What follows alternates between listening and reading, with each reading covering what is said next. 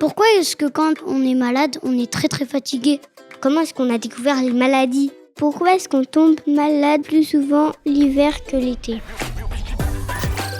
Chercheurs en herbe, le podcast de l'Institut Pasteur de Lille pour découvrir les secrets du vivant.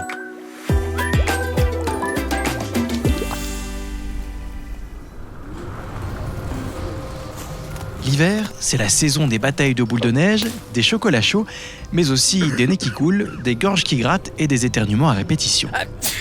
Pourquoi ? Eh bien parce que l'hiver, c'est la saison préférée des virus et des microbes. Dans cet épisode hors série de notre podcast La vie de l'Institut Pasteur de Lille, on vous propose un décryptage sur les maladies de l'hiver. Une fois n'est pas coutume, ce sont des enfants qui poseront toutes leurs questions à une ingénieure d'études, j'ai nommé Nausicaa Gantois. Et quel lieu plus prestigieux que le musée de l'Institut Pasteur de Lille pour aborder ces interrogations, un lieu fascinant à la croisée des sciences et de l'histoire. Alors les enfants, avant de rencontrer Nausicaa, avez-vous déjà une idée des questions que vous aimeriez lui poser ? Pourquoi on renifle quand on a un rhume?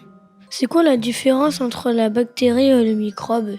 Pourquoi on a des otites des fois? Est-ce que les hommes de Cro-Magnon, à leur époque, ils avaient les mêmes gènes que nous? Ok, je vois. Il y a beaucoup de questions, elles sont toutes très intéressantes.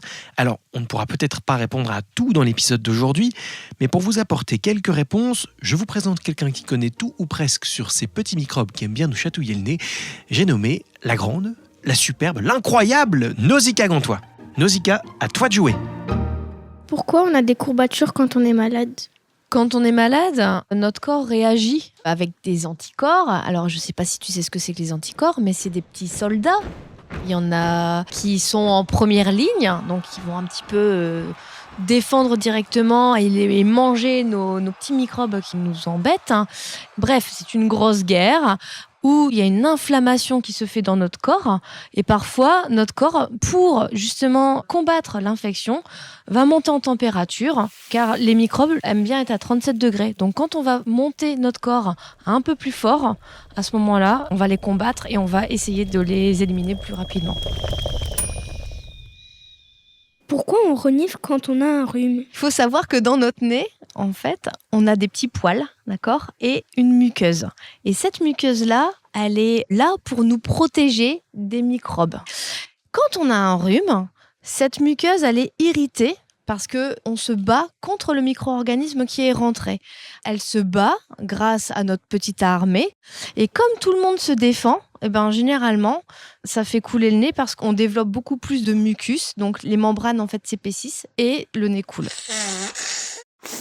C'est quoi la différence entre la bactérie et le microbe? Alors, les microbes, c'est un nom en général. C'est des micro-organismes. Micro-organismes, ça veut dire qu'on ne les voit pas. On est obligé de les regarder avec un microscope, d'accord ? Dans ces microbes, on trouve les bactéries, on trouve les parasites et on trouve les virus. Une bactérie, c'est un micro-organisme qui se développe et qui vit tout seul, d'accord ? Et il peut être méchant ou pas forcément. Par contre, un virus, il a besoin d'une cellule pour pouvoir se développer, pour prendre le contrôle de la cellule. Et un virus est toujours méchant et pathogène. En fait, c'est quoi un rhume?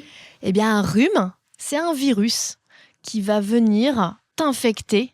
Donc, généralement, tu peux être contaminé par quelqu'un qui a déjà un rhume ou avec quelqu'un qui ne se sera pas lavé les mains ou quelqu'un qui va te tousser au visage. Du coup, les petits virus vont être projetés dans l'air. Toi, tu vas les inhaler et finalement, il va réussir à se mettre dans ton nez, à t'infecter et du coup, tu vas avoir un rhume et tu vas avoir le nez qui coule et tu vas avoir parfois mal à la tête aussi. Et c'est ça, un rhume. C'est un virus. C'est une attaque et ton corps se défend.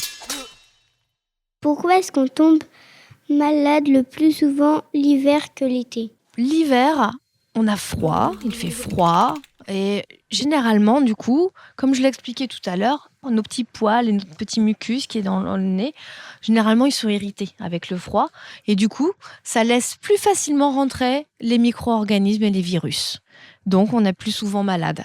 Et il ne faut pas oublier que l'hiver, on prend beaucoup plus souvent les transports en commun, on est plus en contact en famille, plutôt en intérieur plutôt qu'en extérieur.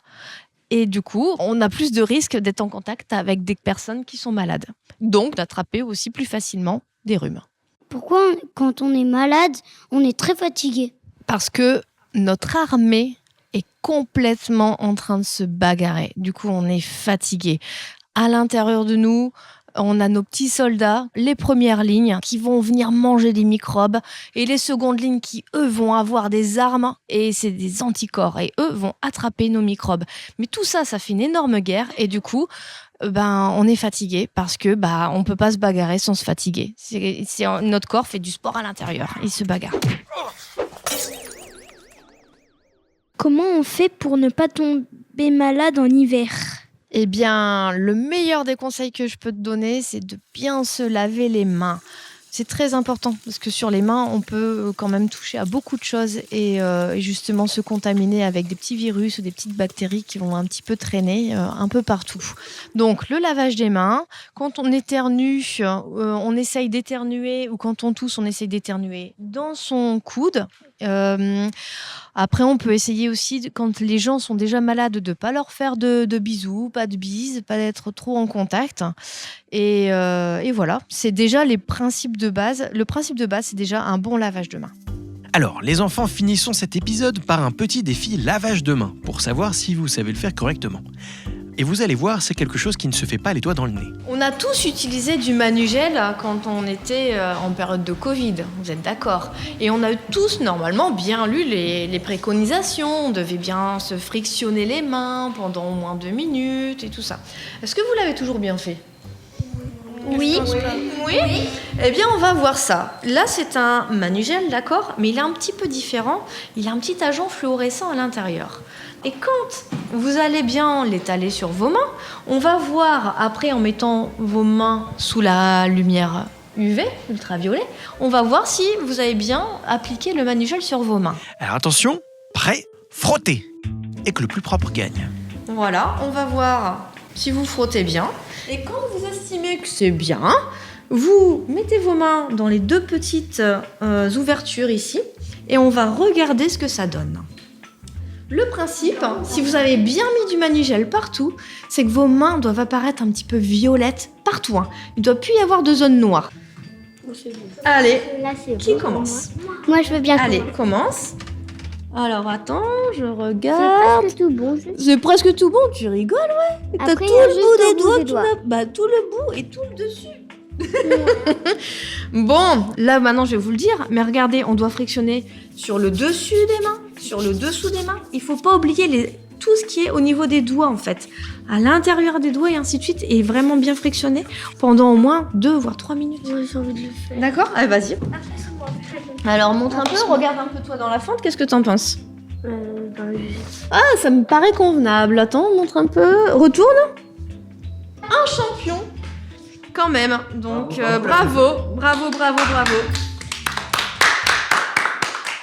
Mais voilà, au moins vous retiendrez la leçon. On n'oublie pas le dessus. On l'a bien compris, pour éviter de se retrouver avec un nez qui coule, il faut bien se protéger des microbes et surtout en hiver. Alors lavez-vous les mains, évitez de vous toucher le visage et ça vous évitera de parler comme ça. Et voilà, on a appris beaucoup de choses aujourd'hui, mais comme vous vous en doutez, les enfants ont toujours des questions à l'infini. Comment est-ce que Louis Pasteur ou d'autres personnes ont réussi à extraire le venin pour un antidote contre les maladies alors que le venin, c'est aussi du poison? Comment ça arrive l'Alzheimer? Pourquoi est-ce que les gaz de moto provoquent des fois des maladies? Pourquoi on a du sirumène dans les oreilles? Et tout ça, ce sera pour un prochain épisode. Alors abonnez-vous à notre podcast pour ne rien manquer des prochains épisodes. Suivez l'Institut Pasteur de Lille sur les réseaux sociaux et on se retrouve très vite pour de nouvelles découvertes. À bientôt.